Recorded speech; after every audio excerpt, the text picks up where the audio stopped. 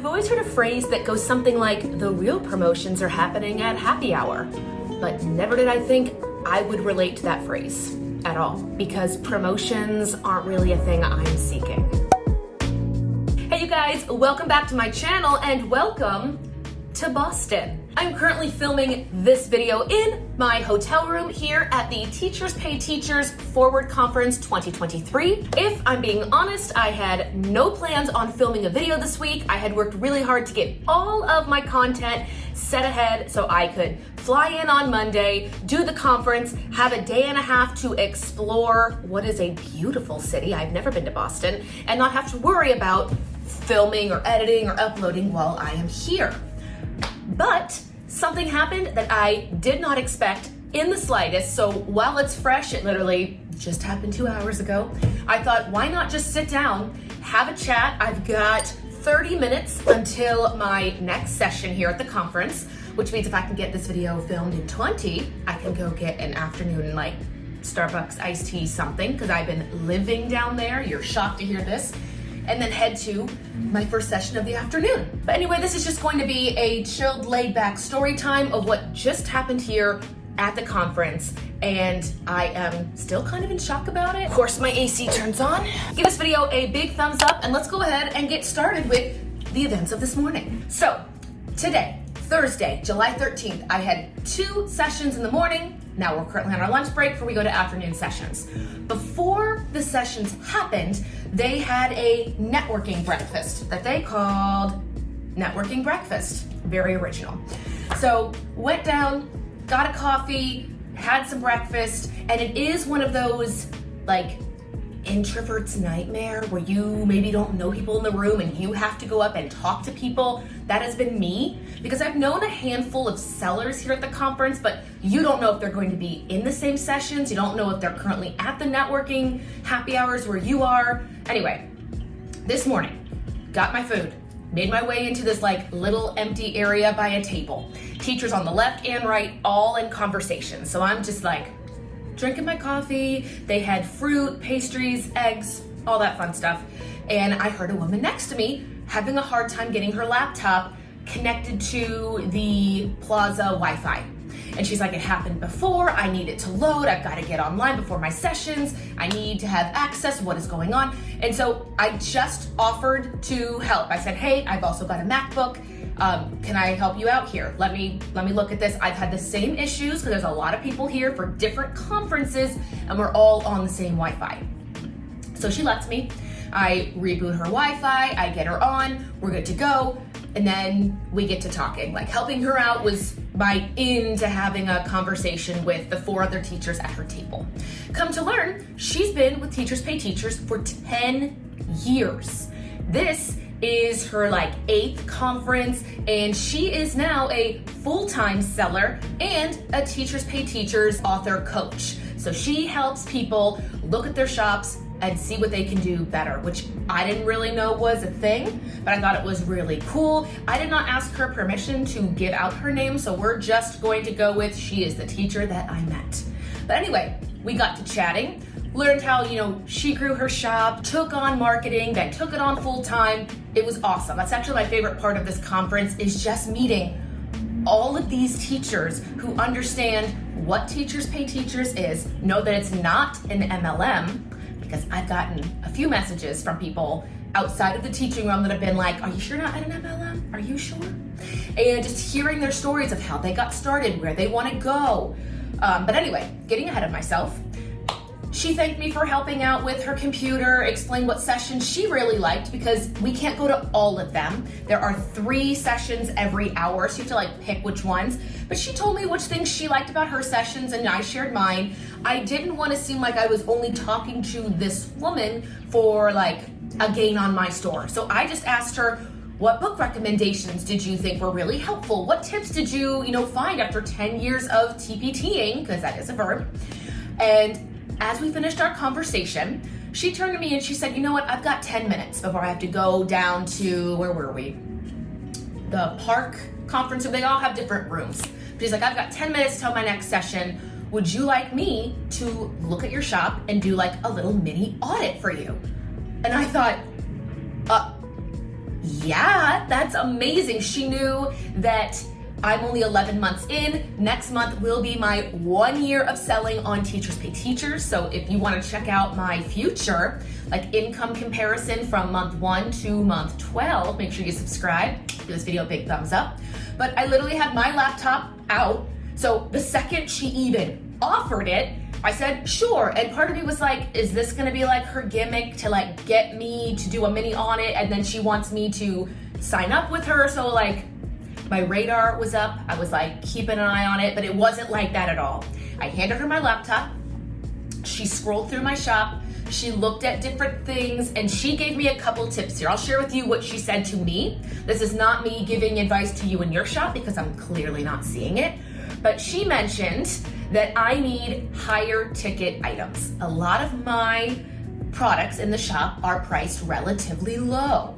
And she said, that's great. It's pretty normal that teachers would do that because, you know, you came from the classroom, you know the kind of salaries teachers are working with. But whether it be bundling or taking the time to make bigger ticket items that you could sell for more in your shop would be beneficial. And I'm just taking notes here. That's actually what I'm reading off of my screen right now.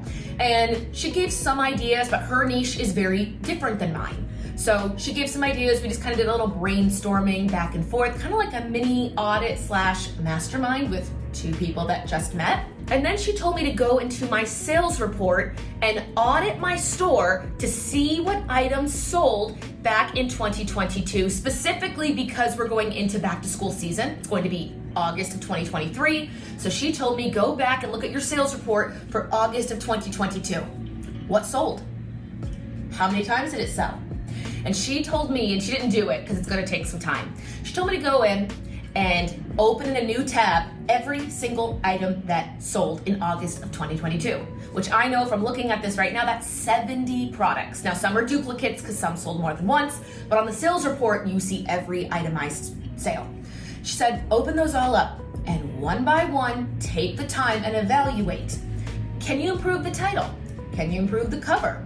What about your description box? How about your resource classifications? Hold on, I want to get the right wording with this. A resource type, excuse me, and subjects, grade levels. Did you make something and say it's for all grade levels, but it's really better suited for like K-5? Go in and change everything. You're basically going to go through and revamp your whole store, but she really stressed the idea of revamping first what sold well last year, because chances are if it sold well last year, chances are it's going to have a higher chance of selling again. So revamp those products first. And then she mentioned, going off of your best-selling products in August of 2022, do you have other products that you've already made in the past 12 months that are kind of going off of those? Can you revamp those? I'll give you a quick example. Something that sold really well was my meet the teacher music activity.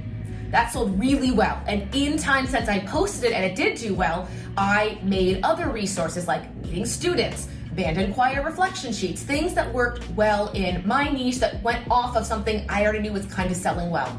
Revamp those next, was what she said. Going off of what you already know sold well and products that you have made since that sales month that could also stand to be revamped, which was amazing. I know I'm trying to go as quickly as I can here. Oh, this one was a good one, and I never even thought of this.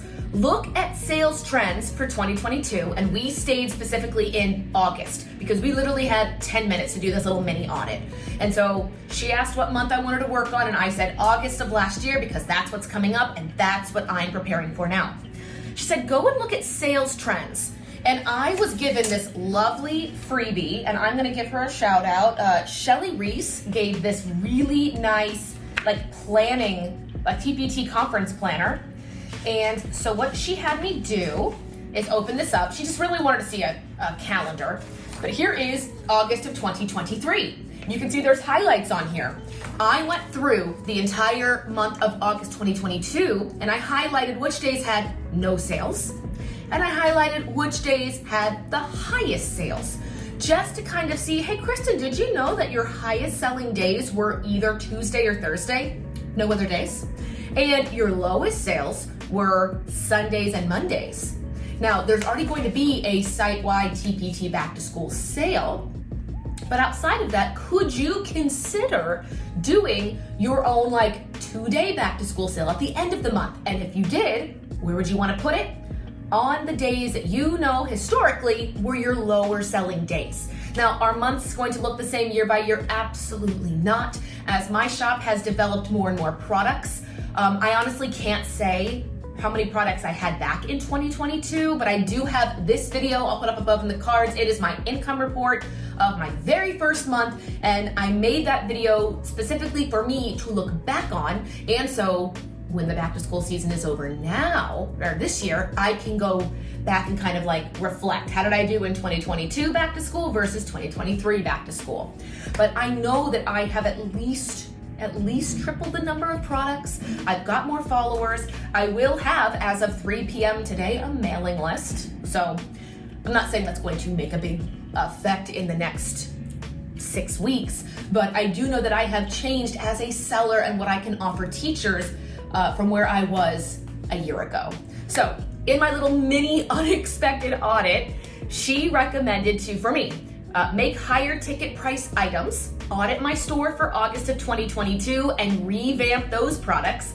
And then after that's done, go in and see what products are similar to the ones you already revamped and revamp those, or even consider bundling. I know we didn't talk about bundling here, and we didn't talk about it much in our little mini audit. She had seen that I had some bundles, but if I already know that my classroom decor and my Meet the Teacher sell well, why not bundle them and make it easier for the teacher to do one purchase? And then putting together my calendar just to kind of see trends in previous years. Now, I can't sit here and tell you that I had any idea this was going to happen. I just literally picked a place to sit and had breakfast this morning. But I have to say, as I'm not planning on doing a TPT conference review, the sessions have been great. But as much as my introvert soul hates to say this, the networking has been even better. My first night here, I went up and thanked somebody that had spoken on the first day. We have happy hours at the end of every day. But I went up to a woman and I just thanked her. I said, this was great. It was so helpful. I've got like 3 pages of notes. And other sellers saw me thanking them, so they would walk up and also, share what they thought was great. And just going up to somebody and thanking them, asking a question, starting a conversation, landed a 10-person dinner reservation. Somehow I ended up, I'll put a picture right here. I ended up having dinner with 9 other sellers. A lot of them were full-time sellers who had been with this company and platform for years. And it wasn't like let me pick your brain and tell me all the things. It was, I want to hear your stories. What sort of obstacles did you overcome? How did you do this or that in your business? And they asked us questions, because I'm sure to them, they're like, how are these people doing this? It's 2023.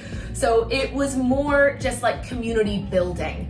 And honestly, I started conversations from anything like, can you believe this elevator's taking so long, to there's no outlet in my hotel bathroom. So I literally blew dry my hair in the dark. Not the best way to make friends, but that's what I did. Anyway, that is it for this video. I know it was really random, but truly, if you have a chance to go and learn from other people, I cannot recommend it enough. I didn't know, this is my very first conference. I didn't know what to expect. This has been wonderful. To the woman who offered a short little 10-minute audit, this is great. I literally have all of your notes here. I've written all of them out, and I will absolutely be doing an income report and comparison for August of 2023. I'll also let you guys know, so make sure again you are subscribed, which of these notes yielded the biggest change.